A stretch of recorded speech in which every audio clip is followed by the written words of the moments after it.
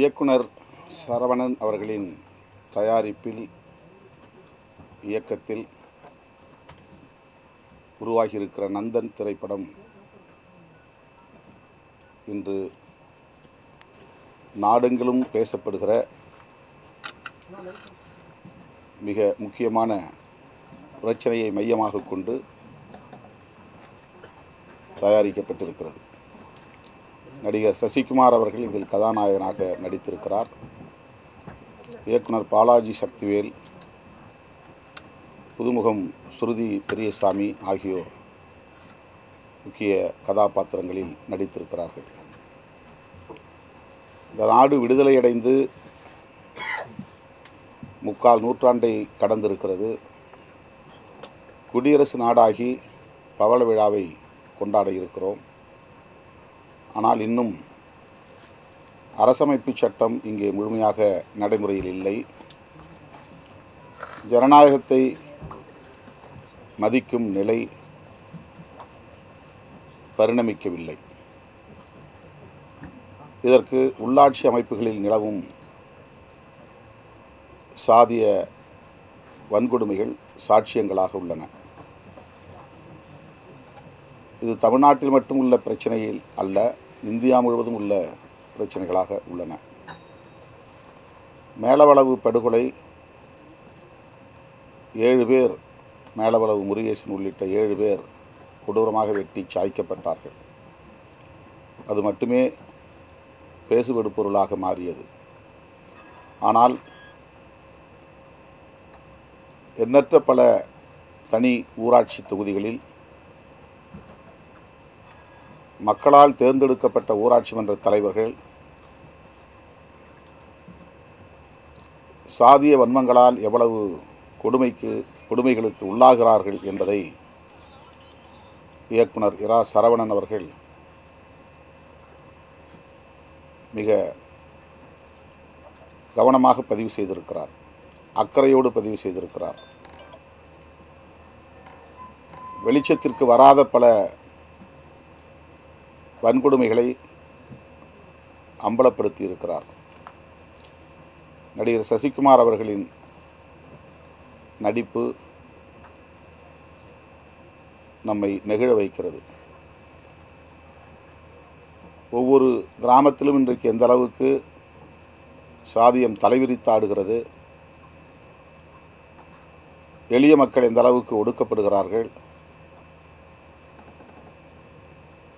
குறிப்பாக உள்ளாட்சி அமைப்புகளில் ஊராட்சி மன்ற தலைவர்களாக தேர்ந்தெடுக்கப்படுகிறவர்கள் அந்த இருக்கைகளில் அமர முடிவதில்லை.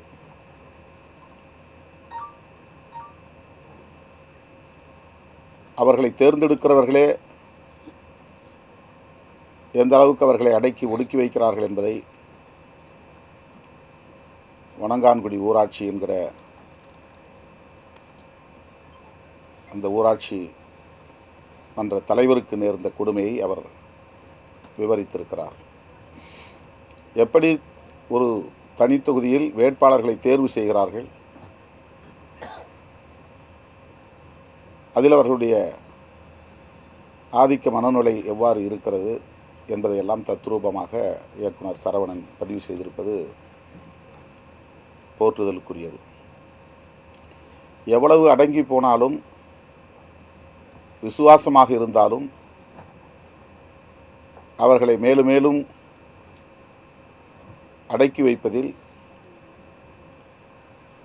ஆதிக்க சக்திகள் உறுதியாக இருக்கிறார்கள், ஒன்று சேர்ந்து செயல்படுகிறார்கள். இறந்து போன பாட்டியை கொட்டும் மழையில் சேற்றிலே புதைக்கிற ஒரு அவலம். இது கற்பனை அல்ல, புனைவு அல்ல. திரைப்படத்திற்காக இட்டுக்கட்டி எடுக்கப்பட்ட காட்சி அமைப்புகள் அல்ல. இது தமிழ்நாட்டிலும் நடக்கிறது, இந்தியா முழுவதும் நடக்கிறது.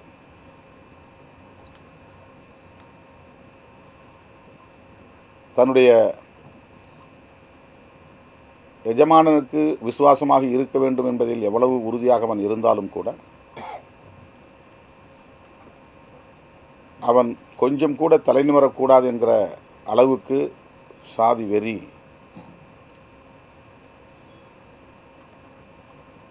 வழக்கமாக ஊராட்சி மன்ற தலைவராக இருந்த ஒருவருக்கு இருப்பதையும் அவருக்கு துணையாக இருப்பவர்களுக்கு எவ்வாறு அது வெளிப்படுகிறது என்பதையும் இயக்குனர் இரா சரவணன் அவர்கள்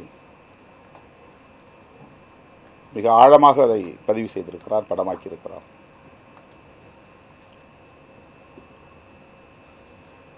ஆள்வதற்கு மட்டும் அதிகாரம் தேவை என்று இருந்தேன், ஆனால் வாழ்வதற்கும் இங்கே அதிகாரம் தேவைப்படுகிறது என்கிற அந்த வசனத்தின் மூலம்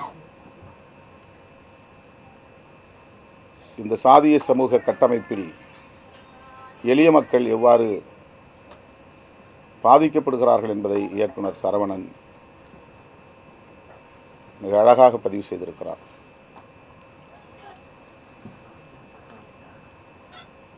அரசு புறம்போக்கு நிலங்களை ஆக்கிரமித்து கொண்டு ஆதிக்கம் செய்யக்கூடியவர்கள் சுடுகாட்டுக்கு 10 சென்ட் நிலம் அந்த அரசு நிலத்தில் எடுப்பதற்கு முயற்சித்தாலும் அதற்கு ஊரே சேர்ந்து எதிர்ப்பு தெரிவிக்கிறார்கள்.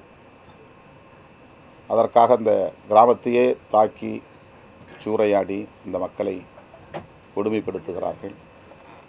ஊராட்சி மன்ற தலைவரை நிர்வாணப்படுத்தி பொதுவெளியில் கொடூரமாக தாக்கி அந்த குடும்பத்தையே அந்த ஊரிலிருந்து விரட்டி அடிக்கிறார்கள். இவை எதுவும் அதீதமான கற்பனைகள் அல்ல. திரைப்படங்களுக்காக ஏதேனும் புனைவுகளை செய்ய வேண்டும், அப்போதுதான் பார்வையாளர்களின் கவனத்தை ஈர்க்க முடியும், வெற்றிகரமாக படத்தை அல்லது லாபகரமாக படத்தை ஓட்ட முடியும் என்கிற எந்த முயற்சியும் இயக்குனரிடத்தில் இல்லை. அதை நாம் ஒவ்வொரு காட்சிப்பணியிலும் பார்க்க முடிகிறது. சமூகத்தில் நிலவுகிற கொடுமைகளை மிக இயல்பான வகையிலே அவர் பதிவு செய்திருக்கிறார். படத்தை பார்த்து கொண்டிருக்கிற போதே நமக்கு கடுமையான மன உளைச்சலை தருகிறது. எந்த இடத்திலே அவன் தலை நிமிர்வான், எழுந்து வெகுண்டெழுவான், திருப்பி அடிப்பான் என்ற எதிர்பார்ப்பை படம் பார்வையாளர்களுக்கு உருவாக்குகிறது. ஒரே சமூகத்திற்குள்ளே இன்னொரு அடிமையை தேடுவோம் என்று அம்பேத்குமாருக்கு பெரியப்பா உறவில் இருக்கிற மாரிமுத்துவை தேர்ந்தெடுக்கிறார்கள். அவனை வேட்புமனு தாக்கல் செய்வதற்கு முன்பாகவே பதவியை ராஜினாமா செய்ய சொல்லி எழுதி கையொப்பம் வாங்குகிறார்கள். இதுவும் சமூகத்தில் நடக்கிறது. இது திரைப்படத்திற்காக உருவாக்கப்பட்ட காட்சி அல்ல.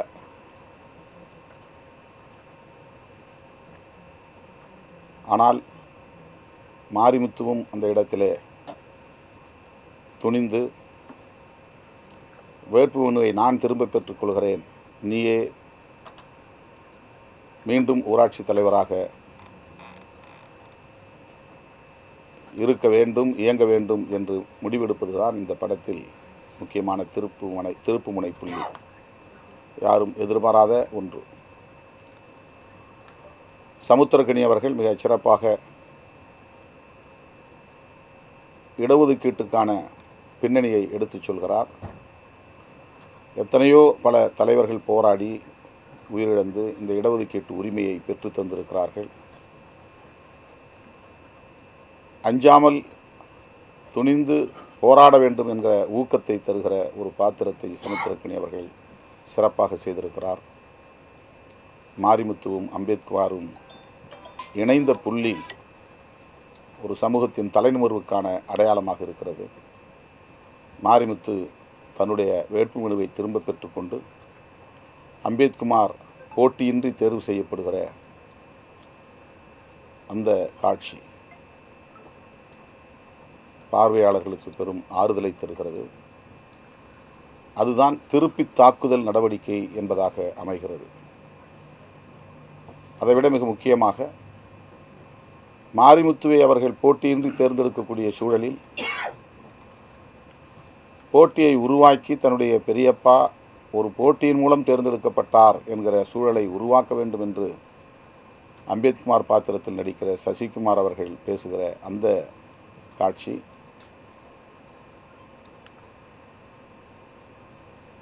இவ்வாறு ஒடுக்கப்பட்டு கிடக்கிற சமூகத்தினருக்கு ஒரு பெரிய பாடம். அஞ்சி ஒடுங்கி கிடக்கிறவர்களுக்கு துணிவூட்டுகிற ஒரு காட்சி அது. எங்கள் குடும்பத்தில் உள்ள 3 ஓட்டுகள் மட்டும்தான் எனக்கு கிடைக்கும், ஆனால் அதை பற்றி நான் கவலைப்படவில்லை. எனது பெரியப்பா அவர்கள் எனது போட்டியின் மூலம் அவர் மக்களால் தேர்ந்தெடுக்கப்பட்ட ஒரு தலைவராக, ஒரு கும்பலால் நியமிக்கப்பட்ட தலைவராக இல்லாமல் மக்களால் தேர்ந்தெடுக்கப்பட்ட ஒரு தலைவராக இருக்க வேண்டும் என்று விரும்புகிறார் அம்பேத்குமார். சமுத்திரக்கனி அவர்கள் பிடிஓவாக அவர் பேசுகிற அந்த காட்சி, போட்டியிடுவதுதான் உண்மையான ஜனநாயகம், ஆகவே நீங்கள் போட்டியிடுவது வரவேற்க தகுந்தது என்று பாடம் எடுக்கிறார். இதுவெல்லாம் வெறும் திரைப்படங்களுக்கான காட்சியாக இல்லாமல் ஒரு சமூகத்திற்கான ஒரு சோஷியல் எஜுகேஷன். ஜனநாயகம் என்றால் என்ன, போட்டியிட வேண்டிய தேவை என்ன, யார் ஒருவராலும் நியமிக்கக்கூடிய ஒருவராக அதிகாரத்தில் அமரக்கூடாது, சுதந்திரமாக செயல்பட முடியாது என்கிற ஒரு பாடத்தை, வகுப்பை இயக்குனர் இரா சரவணன் அவர்கள் அனைவருக்கும் எடுக்கிறார், வகுப்பு எடுக்கிறார். சட்டமும் இங்கே நடைமுறையில் இல்லை, ஜனநாயகமும் இங்கே கேலிக்கூத்தாக இருக்கிறது. 3/4 நூற்றாண்டை கடந்த நிலையிலும் குடியரசாகி இருக்கிற இந்த தேசத்தில் அரசமைப்பு சட்டம் நடைமுறையில் இல்லை. சனாதன தர்மம் தான் இன்னும் நடைமுறையில் இருக்கிறது. கிராமப்புறங்களில், உள்ளாட்சி அமைப்புகளில் முழுமையாக சனாதன தர்மம் தான் கோலோச்சுகிறது. அரசமைப்பு சட்டத்தை நடைமுறைப்படுத்துவதற்கு அதிகார வர்க்கமும் போராட வேண்டும், அதில் துணிவாக இருக்க வேண்டும் என்று சொல்லுகிற கதாபாத்திரமாக சமுத்திரக்கனி அவர்களின் கதாபாத்திரம் அமைகிறது. படம் தொடக்கத்திலேயே இந்த தொகுதி பொது தொகுதியாக இருந்தது, இப்போது தனி தொகுதி ஆகிவிட்டது என்று ஒரு மாவட்ட செயலாளர் சொல்லுகிற போது, இது யார் நினைத்தாலும், மந்திரியை நினைத்தாலும் இதை மாற்ற முடியாது என்று சொல்லுவார். இதை சொல்லுவதற்கு அன்றைக்கு மேலவளவிலே ஒருவரும் இல்லை, அதிகாரிகளும் இல்லை, சமூக தலைவர்களும் இல்லை. தனித்தொகுதியை நாங்கள் போராட்டத்தின் மூலம் பொது தொகுதியாக மாற்றிவிடுவோம் என்று போராடத் தொடங்கி அது படுகொலையிலே போய் முடிந்தது. இயக்குனர் சரவணன் அவர்கள் படத்தின் தொடக்கத்திலேயே அதை சொல்லுகிறார். அரசமைப்பு சட்டத்தின்படி அல்லது உள்ளாட்சி பஞ்சாயத்து ராஜ் சட்டத்தின்படி அதிகாரத்தை பரவலாக்குவது என்கிற அடிப்படையில் தனித்தொகுதிகள் வரையறுக்கப்பட்டன. அந்த தனித்தொகுதிகளில் ஒடுக்கப்பட்டவர்கள் தான், தலித்துகள் தான் போட்டியிட முடியும், இதை யாராலும் மாற்ற முடியாது. இதை சொல்லுவதற்கு அன்றைக்கு மேலவளவிலே யாரும் இல்லை. இந்த படம் அதை சொல்லுகிறது. அப்படி மாற்ற முடியாது என்ற பிறகுதான் தனக்கான கொத்தடிமை ஒருவனை தேர்ந்தெடுக்க வேண்டும் என்று தேர்வு செய்கிறார்கள். அதில் நந்தன் என்கிற ஒரு பாத்திரம், அவன்தான் முதலில் இந்த உரிமையை எழுப்புகிறான். பொது தொகுதியாக இருந்தாலும் கூட எங்கள் பெயரையும் எழுதுங்கள், நாங்களும் போட்டியிட வேண்டும் என்ற ஒரு குரல்.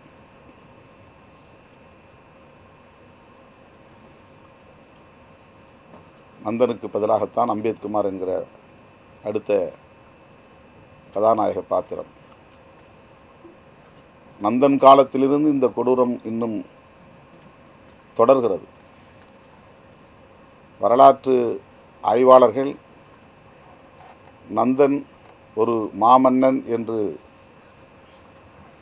ஆய்வுகளின்படி உறுதிப்படுத்தி இருக்கிறார்கள். ஆனால் பெரிய புராணம் அவன் ஒரு தீண்டப்படாத சமூகத்தை சார்ந்தவன். கோயிலிலே நுழைவதற்கு முயற்சித்தான். நாயன்மார்களில் ஒருவன் புலையன் என்று பேசுகிறது. புராணம் சனாதன தர்மத்தின் வலிமையை பேசுகிறது. ஆனால் வரலாறு அப்படி அல்ல. அந்த நந்தன் காலத்தில், புராண நந்தன் காலத்தில் எப்படி இந்த சமூகம் இருந்ததோ அது இன்றைக்கும் தொடர்கிறது. நாடு விடுதலை பெற்று குடியரசாகி அரசமைப்பு சட்டம் நடைமுறைக்கு வந்து ஜனநாயகத்தை பரவலாக்கக்கூடிய எல்லா முயற்சிகளும் இங்கே நடைபெற்று கொண்டிருந்தாலும் சாதிய வன்மம் என்பது வேரோடி போய் கிடக்கிறது, புறையோடி போய் கிடக்கிறது. ஜனநாயக சக்திகளுக்கு ஒரு எச்சரிக்கையாக இந்த நந்தன் திரைப்படம். எல்லாம் நல்லபடியாக போய் கொண்டிருக்கிறது என்று நாம் எண்ணிக்கொண்டிருந்தால் ஜனநாயகத்தை காப்பாற்ற முடியாது. வெளிச்சத்திற்கு வராத இத்தகைய கொடூரங்கள், குரூரங்கள் ஏராளம் ஏராளம். எனவே ஜனநாயகத்தை காக்க வேண்டும் என்று துடிக்கிற ஒவ்வொருவரும் எச்சரிக்கையாக இருக்க வேண்டும் என்று எச்சரிக்கை மணி அடித்திருக்கிறார் இயக்குனர் இரா சரவணன் அவர்கள். இந்த திரைப்படம் உலகளாவிய அளவில் ஜனநாயக சக்திகளிடையே மிகப்பெரிய வரவேற்பை பெறும். நேர்மையான அதிகாரிகள் இருந்தால் தேசிய அளவிலான விருதுகளை இந்த திரைப்படம் அள்ளி குவிக்கும். தொடக்கத்தில் நான் சொன்னதைப் போல வணிக நோக்கில் இந்த படம் இல்லை. வெற்றி பெற வேண்டும் என்பதற்கான புனைவுகள் இந்த படத்தில் எதுவும் இல்லை. சமூகத்தில் நிலவும் உண்மை நிலைகளை உள்ளது உள்ளபடியே படமாக்கியிருக்கிறார். அதில் நடித்திருக்கிற நடிகர் சசிகுமார் அவர்களாக இருந்தாலும், பாலாஜி சக்திவேல் அவர்களாக இருந்தாலும், புதுமுகமாக இருக்கிற சுருதி பெரியசாமி அவர்களாக இருந்தாலும் மிகச்சிறப்பாக தங்கள் பாத்திரங்களை கையாண்டிருக்கிறார்கள். இயக்குனர் சரவணன் அவர்களுக்கு எனது பாராட்டுகள். சமுத்திரக்கனி அவர்கள், சசிகுமார் அவர்கள், பாலாஜி சக்திவேல் அவர்கள் ஆகிய அனைவருக்கும் என்னுடைய பாராட்டுகள். ஜனநாயகத்தை கேலிக்கூத்தாக்குவது தடுத்து நிறுத்தப்பட வேண்டும் என்கிற பொறுப்புணர்வோடு நந்தன் திரைப்படம் வெளிவந்திருக்கிறது. நந்தன் வெல்வான், ஜனநாயகம் வெல்லும்.